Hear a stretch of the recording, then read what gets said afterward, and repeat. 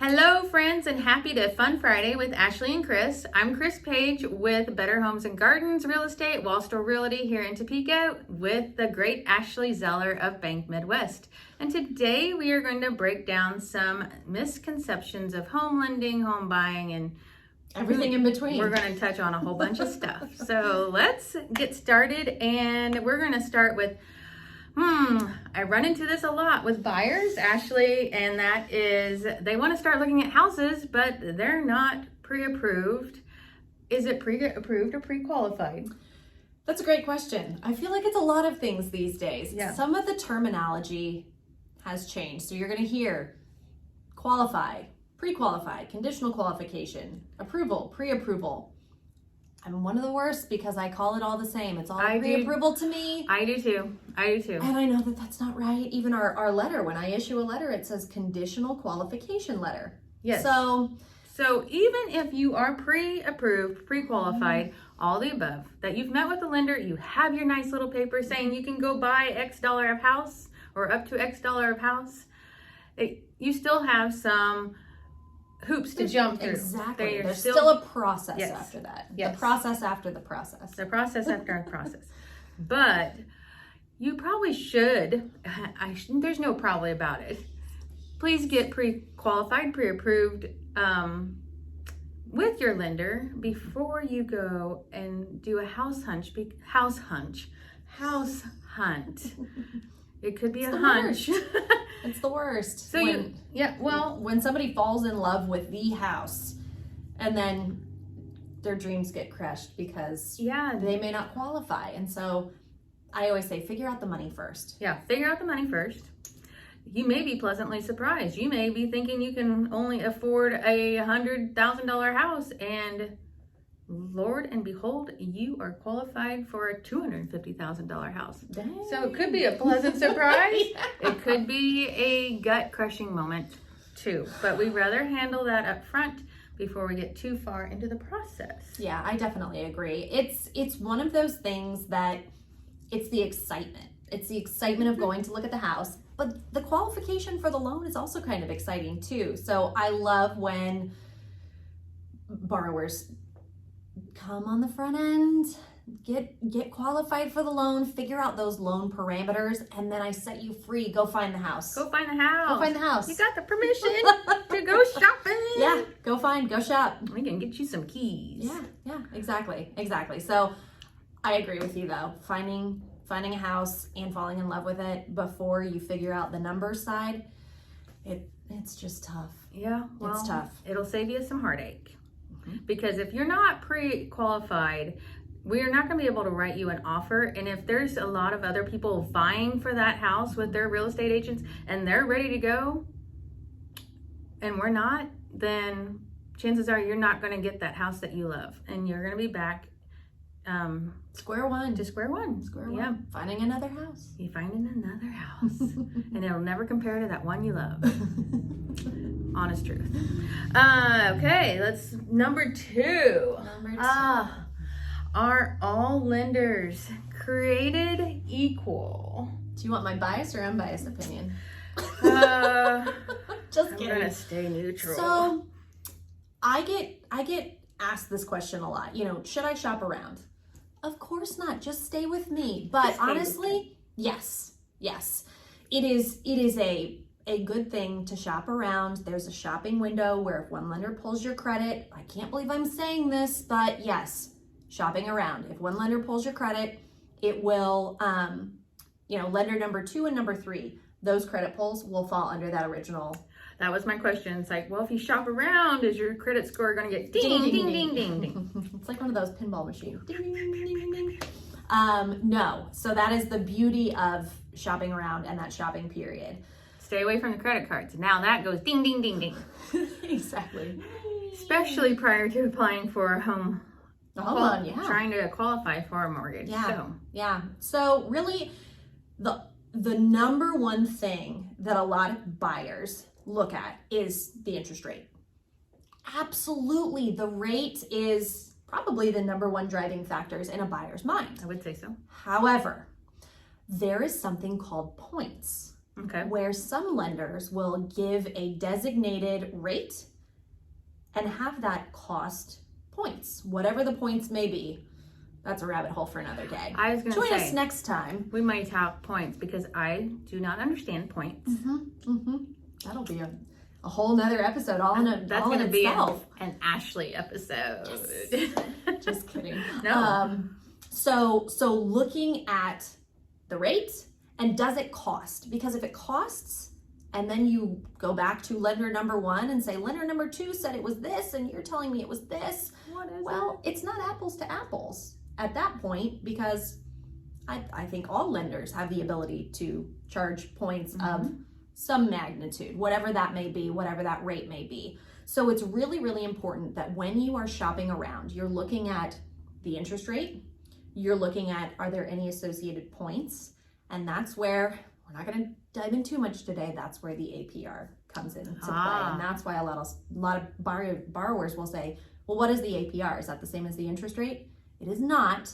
And that's kind of how you can accurately-ish compare lenders and the fees and the rates and the charges, things like that. All right. Well, that does sound like a whole nother episode to get into. Join us next time.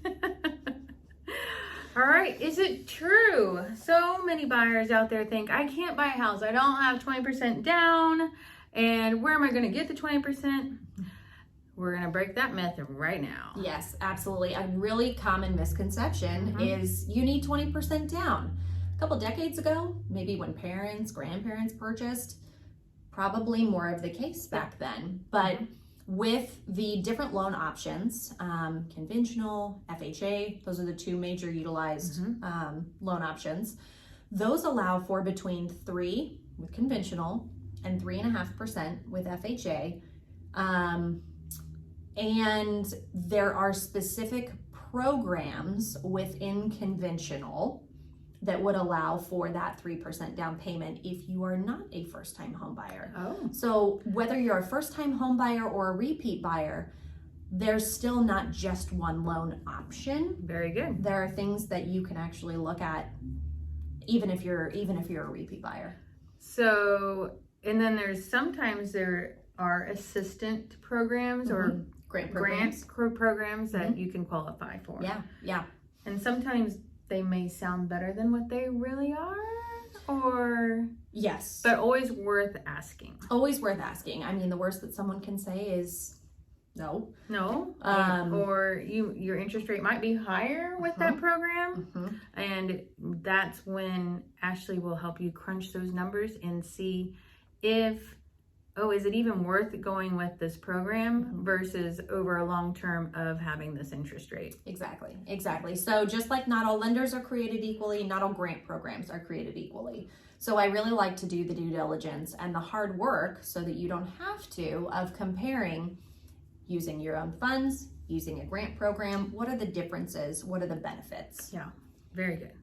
All right, I think we're on to our number 4. Easy enough. This is great, and I think it's great information that everybody can utilize when they're ready to buy a house. So, when you see a house listed and you want to go look at it, I don't even know how to explain this. So, that's not the price you're going to pay. Once you go put a contract in and you're saying, my contract is $100,000, that is not the price you're going to pay. If that makes sense. Does that make sense? Because there's going to be additional fees, your mortgage fees, your closing costs, down payment, and all. So let's dive into that a little bit of that. It's not like you're going to the clothing store or the grocery store and you're paying $5 for that bag of flour. That's expensive flour. It is it's inflation. Eggs flour. I think I paid $2.99 the other day. So anyway, maybe eggs. Let's go with eggs. So make sure you get a place that has a place in the backyard that you can fence for your chickens so you don't have to buy the eggs. Yeah, there you go. Okay. For the house. For the house. So the price that you think you're paying for the house is not the price you're actually bringing to the table, or the money you're bringing to the table. The monies. Let's talk about the The monies. monies. So when you help your buyers with an offer, Okay. you have a purchase price. Yes. So let's just use 100,000 for this Yeah, example. Easy math.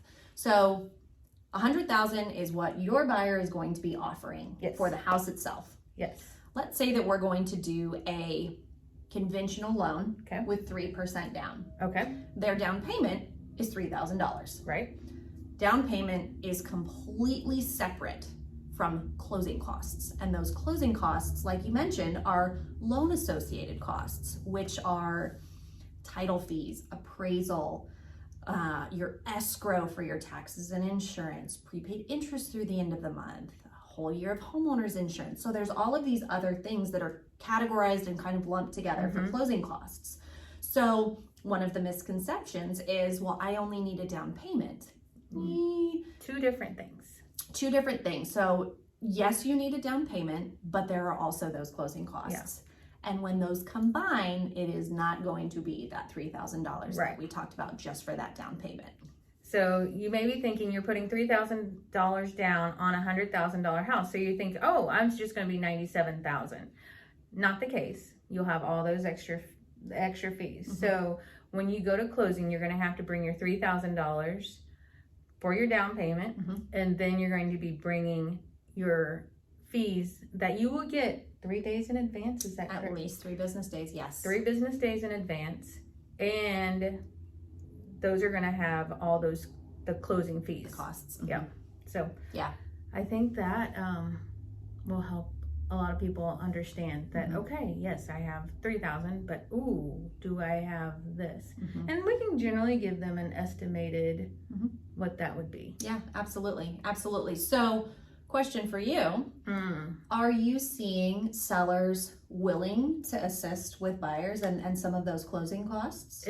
Right now, I actually have 2 contracts right now that we have assisted with closing costs. Nice, that's awesome. Yeah. That's awesome. I just wrote one yesterday and they're getting closing costs. But not a requirement by the sellers to cover, right? Not a requirement. Okay. Not a requirement. They did go over asking price though.